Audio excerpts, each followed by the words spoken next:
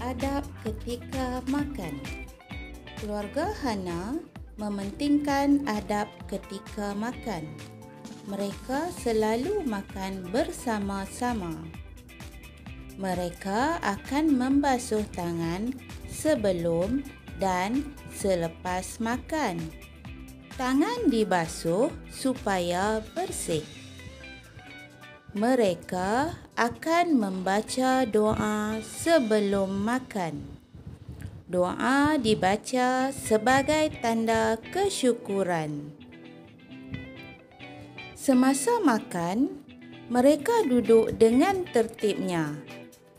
Mereka makan dengan sopannya dan tidak mengambil makanan secara berlebihan. Selepas makan, Amin membantu ibu mengemas meja. Hani membawa pinggan mangkuk yang kotor, manakala Hana membasuh gelas di sinki. Baiklah, sekarang mari kita fahami petikan yang kita baca sebentar tadi. Keluarga Hana mementingkan adab ketika makan. Mereka selalu makan bersama-sama. Baiklah, sebagai sebuah keluarga, kita perlu makan bersama-sama. Mereka akan membasuh tangan sebelum dan selepas makan.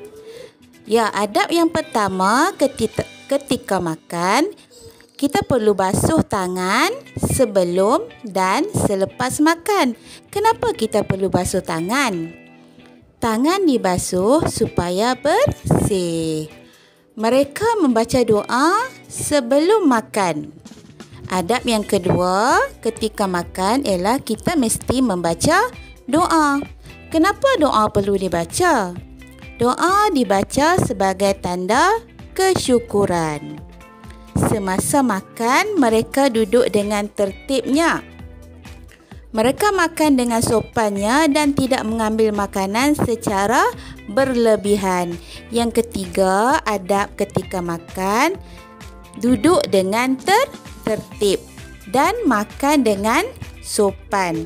Bila kita makan, jangan makan secara berlebihan.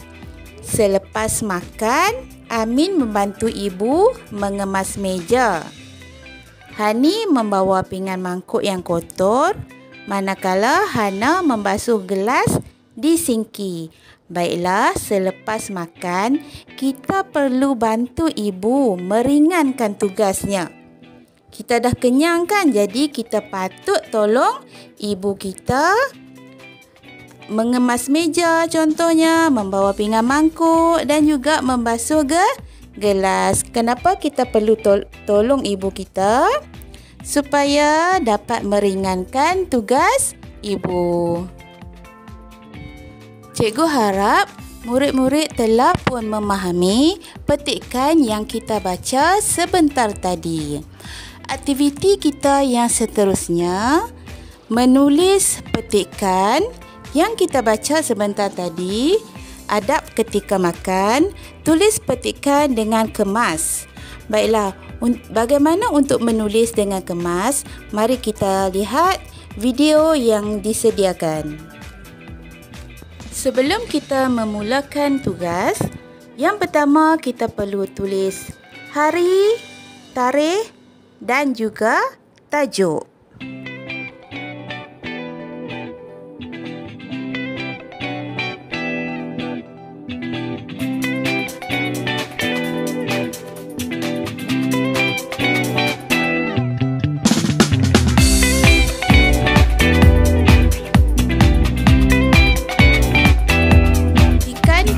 Yang pertama ditulis di tepi baris.